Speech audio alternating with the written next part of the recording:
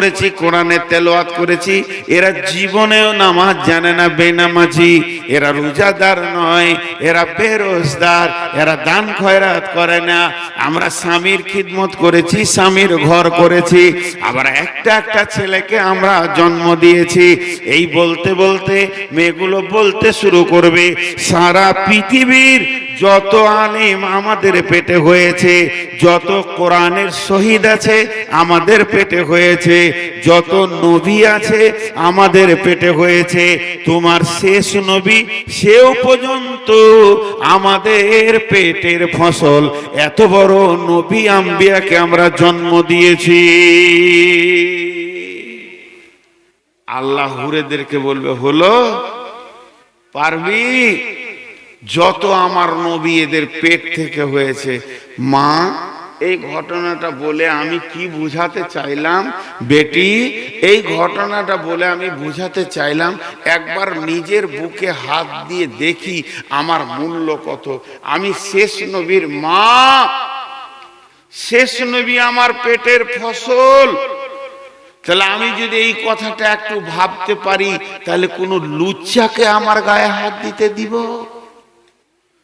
কোন লুচ্চা আমার গায়ে হাত দেওয়ার সাহস পাবে? সামান্য জিলেপি, সামান্য খাবার আর জালসার দিনে ভিড়ভাট্টা, দোকানে গিয়ে লুচ্চা আমার গায়ে হাত দিচ্ছে। একবার যদি পেছন দিকে ভাবি যে আমি কার মা, আমি শেষ নবীর মা, আমি একটা মুমিনা মেয়ে, আমি কিয়ামতের দিনে দাবি করব, আল্লাহ তোমার নবী আমাদের পেটে হয়েছে, তাহলে তোমার দাম কত? লুচ্চাকে হাত দিতে দিও না, শরীরটাকে হেফাজত করো। এটা হলো নারীদের দায়িত্ব। পুরুষের দায়িত্ব কোরআনের হেফাজত করো, ইনকাম করো, ফ্যামিলিতে খরচা করো। তাহলে এদেরকে উগ্র দিল কেন? ওদেরকে চাপা দিল কেন? মেয়েদেরকে চাপা দেওয়া এই জন্যে হলো তারা যেন তাদের শরমগায়ের হেফাজত করতে পারে। যদি উগ্র যৌবন দিয়ে দেয়া হতো, পুরুষের যে যৌবনটা আছে ওটা ট্রান্সফার করে যদি কোনো মেয়েকে দিয়ে দেয়া হয়, তাহলে মেয়েরা নিজের শরীরে কাপড় রাখতে পারবে না, পর্দায় থাকতে পারবে না, বাড়ির দেওয়ালের ভিতরে থাকতে পারবে না, স্বামী ইনকাম করতে বেরিয়ে গেছে ধৈর্য ধরতে পারবে না। এই জন্য এদেরকে চাপা যৌবন দেওয়া হয়েছে। আর পুরুষকে উগ্র যৌবন কেন দেওয়া হয়েছে? এদেরকে যদি মেয়ের মতো নরম মানে চাপা যৌবন দেওয়া হতো, তাহলে ও রাত্রিবেলায় এই বিছানায় শুয়ে যেত, বেলা 10টার আগে দোকান খুলতো না, ও জিহাদের ময়দানে বেরিয়ে যেতে পারতো না, ওর যৌন চেতনা এখনো মরেনি, ওর দ্বারা ইনকাম কাজটা হতো না। তার কারণ হচ্ছে পুরুষ চট করে যৌন কাজটা সেরে নেবে, ইনকামে বেরিয়ে যাবে, জিহাদ করবে, আমরে বিল মারুফ নাহি আনিল মুনকারে চলে যাবে, একে বেশিক্ষণ যৌন জগতে থাকা যাবে না। আর নারী অনেকক্ষণ থেকে থেকে এটাকে হেফাজত করবে। এর জন্য আল্লাহ তাবারাক ওয়া তাআলা নবী বলছেন, হে যুবক যুবতী শুনে লাও, তোমরা শুনে লাও, ভালো করে বুঝে লাও, ও সাবা বাকা কাবলা হারামিকা, যৌবন একটা নিয়ামত, বার্ধক্যের আগে যৌবন যখন চলে যাবে তুমি হাজার মাথা ঠুকলেও আর দ্বিতীয়বার যৌবন ফিরে পাবে না। পুরুষের কাজ আছে, এই জন্য একে নরমাল দিয়েছে, টুক করে কাজ সেরে নিবে, আবার জিহাদের ময়দানে যাবে। নারীকে চাপা দেওয়া হয়েছে। তাহলে প্রথম 1 নম্বরটা অনেক লম্বা, আমি টোটালটা ক্লিয়ার করলাম কিভাবে। এক কথাই বলে দিই, পুরুষের অনেক কাজ থাকার কারণে এর যৌবনটা তৎ করে এখনই প্রয়োজন হয়েছে বিবি, চট করে শেষ হয়ে গেল, কাজে বেরিয়ে যাবে। আর নারীর যৌবনটা চাপা দেওয়া হয়েছে, যেহেতু ধীরে ধীরে উগ্র হবে, ধীরে ধীরে সাজিয়ে রাখবে, গুছিয়ে রাখবে, যৌনাঙ্গকে হেফাজত করবে। আল্লাহ সব কাজ বলে দিয়েছে। এটা হলো দুইজনের একটা লাভ। কি? নারী কি পুরুষ যৌবন কালে যদি আল্লাহর কথা শুনে লাভ কি? বিসমিল্লাহির রহমানির রহিম। সাবাতুন ইদিল্লুহুমুল্লাহু ফি দিল্লিহি ইয়াউমুল লা দিল্লা ইল্লা দিল্লুহু ইমামুন আদিলুন ওয়া শাবুন নাশা ফি ইবাদাতিল্লাহি। আল্লাহর নবী বলছেন, ওই যুবক ওই যুবতী যেদিন কিয়ামতের দিন কোনো ছায়া থাকবে না, মাথার উপরে সূর্য থাকবে, মানুষ নাফসি নাফসি করবে, সেই দিন একটা রহমতের ছায়া থাকবে আল্লাহর, যেটাকে আরশের ছায়া বলে আমরা বুঝি। এই রহমতের ছায়াতে 7 শ্রেণীর লোক বাস করবে। তার মধ্যে ওই যুবক ওই যুবতী যে যৌবনকালটা আল্লাহর হুকুমের উপরে ব্যয় করতে পেরেছে, সে আরশের নিচে ছায়া পাবে। 1 নম্বরটা শেষ হলো। নাম্বার 2, সিহাতাকা ক্বাবলা সুকুমিকা। নবীজি 2 নম্বরটা বলছেন, সিহাতাকা ক্বাবলা সুকুমিকা। হে আমার উম্মত, আল্লাহ তোমাকে একবার দিবে সুস্থ শরীর, যেদিন তোমাকে রোগে ধরবে সেদিন আর সুস্থ শরীর ফিরে পাবে না। তুমি এখন যুবক আছো, তোমার রক্ত যেন উগ্র তেজ হয়ে রয়েছে যুবতী। এই হালাতে তুমি বেশি বেশি করে আল্লাহকে ডেকে নাও, 5 ওয়াক্তের নামাজে মসজিদে চলে যাও, ঝড়েতে বৃষ্টিতে মসজিদে গিয়ে নামাজ পড়ো। আর যখন এমন একটা দিন আসবে তোমাকে সুগারে ধরবে, প্রেসার হাই হবে, প্রেসার লো হবে, প্যারালাইসিস হবে, চোখে কম দেখবে, মতের আগে প্রত্যেকটি মানুষকে একটা করে রোগ এসে আক্রমণ করবে, আর ওই রোগটা মত পর্যন্ত সাথে থাকবে। বিশ্বনবী বলছেন, সিহাতাকা ক্বাবলা সুকুমিকা। যখন তুমি সুস্থ শরীর আছো, বেশি বেশি করে তেলাওয়াত ইবাদত করে নাও। আর যখন তুমি বুড়িয়ে যাবে, উজু করার ক্ষমতা রাখবে না, তায়াম্মুম করবে, বসে নামাজ পড়বে পারবে না, শুয়ে পড়বে, তোমার অসুখ হয়েছে, তুমি বিপদে পড়ে গেছো, 5 ওয়াক্ত মসজিদে যেতে পারবে না, তখন তোমাকে ওই মসজিদের মেজারমেন্টে নেকি দান করা হবে। অতএব হে যুবক, তুমি শুনে নাও, হে সুস্থ শরীর তুমি শুনে নাও, যতদিন সুস্থ শরীর আছে এটা আল্লাহর দেওয়া নিয়ামত। যেদিন তোমাকে রোগে ধরবে সেদিন এই নিয়ামতটি হাতছাড়া হয়ে যাবে। জি ভাই, রোগ 2 রকম। ইয়ং বয়সেও জ্বর জ্বালা হয়, এটা হচ্ছে ডিজিটাল রোগ। আজকে জ্বর হলো, ডাক্তার দেখালাম, সুস্থ হয়ে গেলাম, আবার ফুটবল খেলছি, এটাও রোগ। আমি মাসে বছরে 300 দিন ভালো আছি, 65 দিন অসুখ হলো। তো এই 300 দিন যে ভালো ছিল এটা বিরাট নিয়ামত। 65 দিন যে তোমার হাত থেকে চলে গেল রোগা শুয়ে থাকলে, তো তখন তুমি পস্তাইতে, তোমার রোগের থেকে সুস্থ শরীর ভালো। আর নরমাল লোক ঠিক মওতের আগে তোমার কাছে এসে পৌঁছাবে। এই যে এত সুগার মাথা তাঁতা করে ঘুরছে, আগে 2 ঘন্টা বকে দিয়েছি, এখন 1.5 ঘন্টা বকলে লাইট গুলোকে ছিনিমিনি দেখছি। কেন? এটা তোমার কাছে আসবে। তাহলে তুমি সুস্থ শরীরকে নিয়ামত মনে করো রোগা হওয়ার আগে। ভাই উঠবেন না, আল্লাহ রস্তে দিচ্ছি। আমি তো বলেছি 12:30 পার করব না, উঠবেন না। আপনাদের এলাকার সময়ের আমার জ্ঞান আছে, কি করব? রাখো, বিরত আমাকে তো দেয় না, রাখো, মসজিদে কাজে লাগবে। বায়ানের মাঝে টাকা দিছো মানে কি আদায় করতে বলছো? আর আদায় যদি ধরে নিত 3 মিনিটের লক্ষ্যটা শেষ হয়ে যাবে। ভাই আমি 5টা গনিয়ে দিচ্ছি, উঠিয়েন না। আল্লাহর রাস্তা একটু ধৈর্য ধরেন। বিশ্ব নবীর কাছে একটা মহিলা এলো, যে বললো, ইয়া রাসূলুল্লাহ আমার জন্য দোয়া করেন যেন আমার রোগটা সুস্থ হয়ে যায়।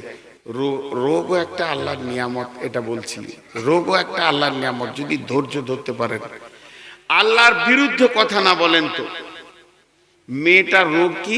মির্গি রোগ ছিল। যখন রোগ উঠতো ওর কাপড় চোপড় উল্টা পাল্টি হয়ে যেত, ওর হুঁশ থাকতো না। যখন হুঁশ থাকতো তো আফসোস করতো। নবীজিকে এসে বলেন, রাসূলুল্লাহ আমার জন্য দোয়া করেন যেন আমার রোগটা ভালো হয়ে যায়। নবীজি বলেন, শোনো, তোমার জন্য দোয়া করব, তোমার রোগটা ভালো হয়ে যাবে, কিন্তু তুমি কিয়ামতের দিন প্রাইজ পাবে না। যারা মৃত্যু পর্যন্ত রোগকে ভুগে তাদেরকে আল্লাহ খাস প্রাইজ দিবে কিয়ামতের মাঠে। তখন মেয়েটি বলল, ইয়া রাসূলুল্লাহ আমার জন্য দোয়া করতে হবে না, খালি একটা দোয়া করেন, আমি যখন রোগটা উঠে তখন আমার হুঁশ থাকে না, আমি ন্যাংটা হয়ে যাই, ওইটা যেন না হয়। তারপর থেকে মেয়েটার কাপড় সরতো না, রোগটা ছিল। নম্বর 2, বিশ্বনবী বলছেন সুস্থ শরীরকে নিয়ামত মনে করো রোগাহার আগে। নাম্বার 3, ফারাগাকা কাবলা সুগলিকা। এটা লম্বা করে বলবো না, 1 মিনিটই আপনারা বুঝে নেবেন। ফারাগাকা কাবলা সুগলিকা, ফারাগাকা কাবলা সুগলিকা। সময় একটা নিয়ামত, সময় একটা বহমান নিয়ামত। আমি চলি না, আপনি বসে আছেন, আমি বসে আছি, আপনি নিচে বসে আছেন, আমি চেয়ারে বসে আছি, সভাপতি বসে আছি, আমরা কেউ চলছি না, কিন্তু সময় চলছে। নবীজি বলছেন তোমার কাছে সময় একবার আসবে, 2 বার আসবে না। দেখেন, প্রতিটি সেকেন্ড একবার আসছে আর চলে যাচ্ছে, একবার আসছে আর চলে যাচ্ছে। অতএব যদি তুমি চালাক হও, সময়টাকে কাজে লাগিয়ে নাও, সময়কে ফালতু উড়িয়ে দিও না। গাঁজাতে উড়াইও না, গাছতলায় বসে বসে উড়াইও না, দোকানে গল্পে নষ্ট করে দিও না। এই সময়টার মূল্য কখন বুঝবে? যখন কিয়ামতের দিনে একটা নেকির জন্য জাহান্নামের ফয়সালা হয়ে যাবে, তখন তুমি নিজেই বলবে ফালতু দোকানে বসে কাটিয়েছিলাম, একবার যদি সুবহানাল্লাহ বলতাম বা মসজিদে যেতাম, আজকে একটা নেকির অভাবে জাহান্নাম যেতে হতো না। অতএব নবীজি বলছেন তোমাকে যে সময়টা দেওয়া হয়েছে, তুমি পৃথিবীর মাটিতে মায়ের পেট থেকে কবরের পেট পর্যন্ত মধ্যখানে 70 বছর পাবে, 65 বছর পাবে, 60 বছর পাবে, 40 বছর পাবে, 45 বছর পাবে, 42 বছর পাবে, 48 বছর পাবে। এটা আল্লাহ লিখিত করে পাঠিয়ে দিয়েছে। তাহলে এর থেকে তোমার সময় আর বাড়বে না, কমানো যাবে না। তাহলে বাকি এই 50 বছরটা তুমি ফালতু চায়ের দোকানে নষ্ট করে দিও না। তোমার সময় তো বাঁধা আছে, ঠিক ঠিক কাজে লাগে এখান থেকে যাও, নচেত তোমাকে পস্তাইতে হবে। এর জন্য নবীজি বলছেন সময় একবার আসে আর একবার চলে যায়। যখনই চলে যায় মাথা ঠুকলে দ্বিতীয়বার আর আসবে না। আমার বয়স হচ্ছে 54 বছর 3 মাস, জানুয়ারি ফেব্রুয়ারি 3 মাস 18 দিন। সকাল হবে তো 19 দিন হয়ে যাবে, 3 মাস 18 দিন আর থাকবে। সময় নিয়ামত, একবার চলে গেলে 2 বার আসবে না। 3টে বলা হয়ে গেল, যৌবন নিয়ামত বুড়ি হয়ে যাওয়ার আগে, সুস্থ শরীর নিয়ামত রোগা হওয়ার আগে, 3 নম্বর হলো সময় নিয়ামত হাত ছাড়া হওয়ার আগে। নাম্বার 4 নাম্বারটা হচ্ছে গেনা কা কাবলা ফাকারিকা। গেনা কা কাবলা ফাকারিকা, মাল সম্পদ টাকা পয়সা এটা একটা নিয়ামত। পৃথিবীতে তুমি 1 চান্স পাবে, দ্বিতীয় চান্স পাবে না। এখন আমাকে আল্লাহ মালের মালিক করেছে, আমার মাল আমার এই আঙ্গুলের ইশারায় চলে। আমার মালকে বলি ওখানে যা, ওখানে চলে যা, এখানে চলে আয়। কিন্তু নবীজি বলছেন একদিন এই মালটা তোমার কাছ থেকে কেড়ে নিয়ে মালিকানা চেঞ্জ করে দেয়া হবে, সেই দিন তুমি পস্তাবে আর মাল দ্বিতীয়বার পাবে না। ব্যবসা বাণিজ্য চাকরি বাকরি করে 3 কোটি টাকা করে একটা বাড়ি করেছি, নগদ ক্যাশ একদম টাকা 3 কোটি টাকা ব্যাংকে আছে। আমি যদি এখনই বলি ব্যাংক ম্যানেজারকে টাকা দে, দিয়ে দেবে। টাকাটা আমি খরচা করে দিলাম, গরিবকে দিয়ে দিলাম, কাউকে গাঁজাতে দিয়ে দিলাম, মদে দিয়ে দিলাম, মসজিদে দিলাম, মাসে দিলাম, যেমন যাবে করব। কিন্তু আমি ফকির হয়ে যাওয়ার আগে মালটা নিয়ামত মনে করো। এই ছেলেটা খুব বিরক্ত করছে আমাকে, প্রতি মিনিট একবার করে বিরক্ত করতে, হাত ইশারা করে করে পারছি না। এই তুই এখানে আয় তো, মোবাইলটা নিয়ে এখানে আয়। বেয়াদব, এত বদমাস ছেলে। যখনই আমি একটু ভাইটাল কথা বলছি তখনই দিচ্ছে। ফের হাসছো, এমন মার দিব তো 3 দিন শুধু পায়খানা ফেলবি, ইডিয়েট কোথাকার। তো শুধু গরিব, রসুলের ভাষাটা তর্জমা করি। গেনা কা কাবলা ফাকারিকা, গেনা কা কাবলা ফাকারিকা। তুমি জ্ঞানী আছো, মালদার আছো, মালকে কাজে লাগাও। ফকির হয়ে যাওয়ার আগে তুমি একদিন ফকির হয়ে যাবে। আমি নূর মোহাম্মদ নিশাখোর, মালের নিশাখোর, আমার হুঁশি নাই, ফকির কি করে হবে? আমি এখন 25-30 কোটি টাকার মালিক, ফকির হব? দিন 10,000 করে খেলে আর বাঁচবো তো 10 বছর, টাকা উড়াবে না। রসুল বলেছে তুই ফকির হবি, ভিখারি হবি, ভিখারি। লে মজা। কিন্তু রসুল যা বলেছে সেটাই ঠিক। কেমন ফকির? আমার বয়স হয়ে গেল আর 83, 84, 86, 90, 96। উজু করতে গিয়ে 3 বার উজু করি, হুঁশ থাকে না, মাথার কাজ করে না। আমার মাথা দিয়ে আমার ব্যবসা আর চলবে না। এখন আমার যোগ্য ছেলে উঠে গেছে, 2টি ছেলে, ওই 30 কোটি টাকা তারা 15 কোটি করে ভাগ করে নিয়ে তারাও উজান টানছে ব্যবসা বাণিজ্যে। আমি যেমন নিশাখোর ছিলাম, নিশাখোরের বেটা নিশাখোর হয়ে গেছে, টাকার পেছনে হুর হুর করে দৌড়ছে, আর কি করব করে বেড়াচ্ছে। আর টাকাওয়ালা কি ব্যাংকে খালি ডেকে পাঠাবে আর ঋণ দিতে চাইবে, খালি বলবে তোমার 15 কোটি আছে, আরো 200 কোটি নিয়ে এলাও। এই যেন দিন রাত করবে, আর ছেলেরা ওই নিশাতেই ধরছে। আর আমার বয়স 96, হাতে আর টাকা নাই, ব্যবসা বাণিজ্য ওরাই দেখছে। আমি ঘর মসজিদ, মসজিদ ঘর, ঘর মসজিদ, মসজিদ ঘর।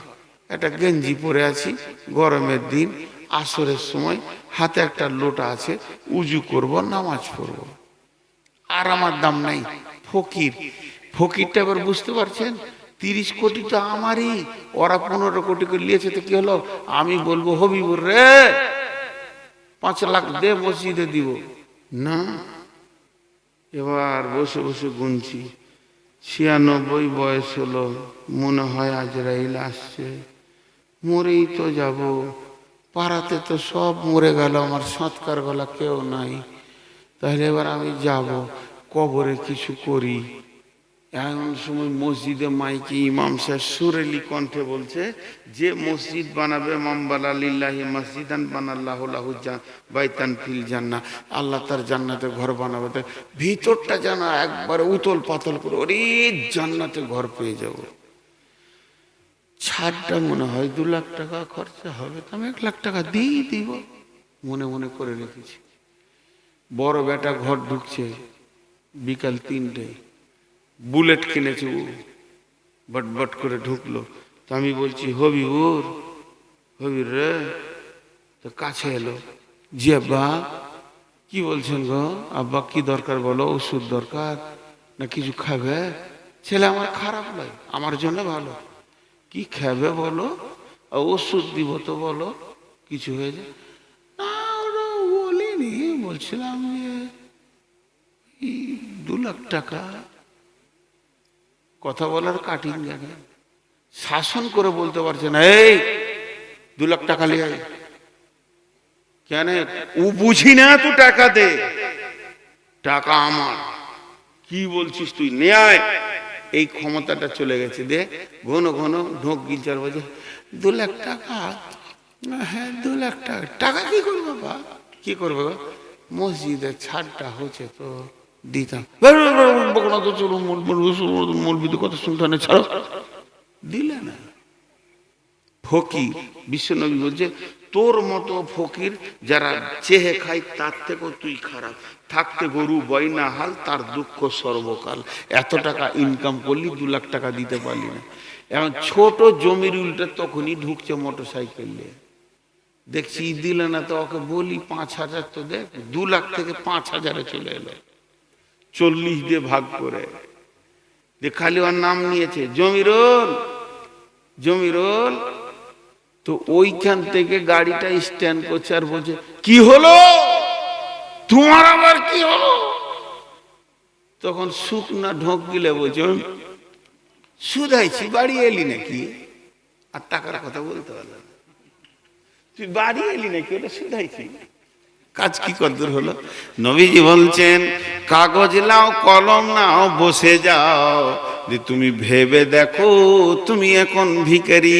যারা প্রতিদিন দরজায় দরজায় চেয়ে খায় ওর থেকেও ভিখারি। এরপরে মনে মনে ভেবে নিল যে আমি এত কিছু করেও দিতে পারলাম না, তাহলে বিদেশি বক্তাটা এসেছে 1 কাপ চা খাওয়াবো, তার তো বেটাদের দরকার নাই।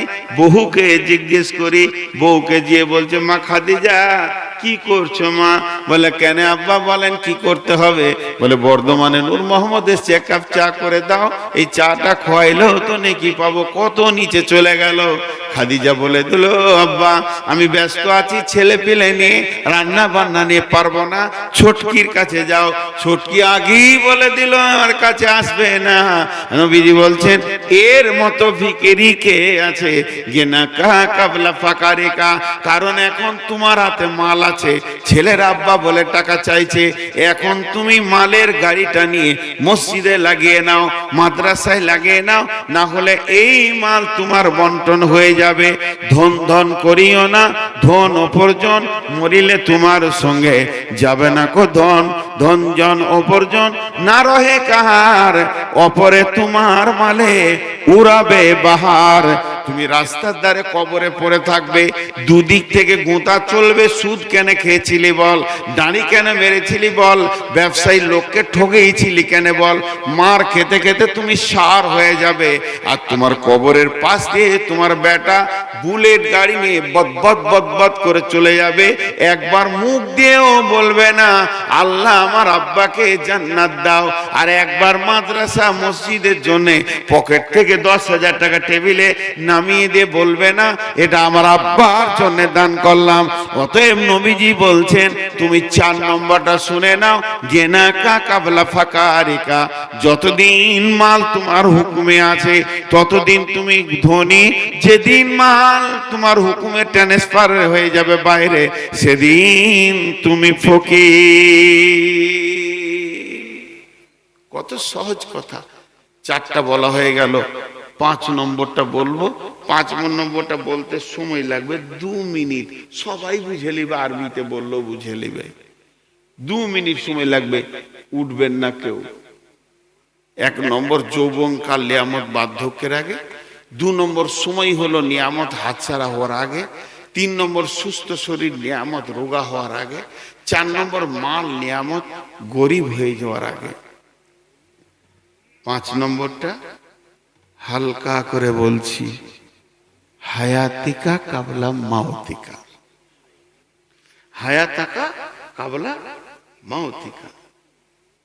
তোমার হায়াত হলো নিয়ামত, জীবন নিয়ামত। যেদিন তুমি মরে যাবে সেদিন তোমার হাত ছাড়া হয়ে যাবে সব। হায়াতাকা কাবলা মাউতিকা। হায়াত এমন একটা নিয়ামত, যেদিন তুমি মরবে সেদিন তোমার সব হাত ছাড়া হয়ে যাবে। যতদিন বেঁচে আছো কিছু করো, না হলে তোমার হাত ছাড়া হয়ে যাবে। আপনারা কেউ উঠবেন না, আমার হাতের দিকে তাকান। বাপজি বলছি, ভাই বলছি, হাত ধরছি। 6 মিনিট টাইম নিচ্ছি। 6 মিনিট পর আমি ওয়াদা করছি আপনাদের সঙ্গে আমি দোয়া পড়িয়ে ছেড়ে দিব, বলবো উঠে যান, আমি আমার মুখ দিয়ে বলবো উঠে যান, কারণ আমি ওয়াদা করলাম 6 মিনিট টাইম নিচ্ছি, 6 মিনিট। আপনি যদি এর মাঝে উঠে যান তাহলে মসজিদকে বেজ্জতি করবেন। কেউ আছেন এই 6 মিনিটের মধ্যে 1000 2000 দেনেওয়ালা? কই আরেকটা কই? একটা তো হবে না, ওটা তো নিয়েছি, ওটা কি ফেরত দিয়েছি আপনাকে? দেন। আচ্ছা কালকে দিয়ে দেবো। লেখেন মেয়েদের থেকে 2800 উঠবেন না, 2800 টাকা মেয়েদের তরফ থেকে। আমার একটা ভাষা আপনারা বুঝেন, হাত ধরে বলছি উঠবেন না, টাকা দিয়ে না, উঠবেন না, একসঙ্গে ছাড়বো ইনশাআল্লাহ। আর কেউ আছেন? কত? এই সামনে, এদিকে, ওইদিকে আসুন, আর এই সামনে আসতে হবে। কি কি? আরে আমার আমার সাথে কথা হলো, কোথায় কয় কাজ করেন? উড়িষ্যাতে। তা এত কম দিলে হবে রে বাবু, কিছু দেন আর শোনেন, ছেড়ে দেন।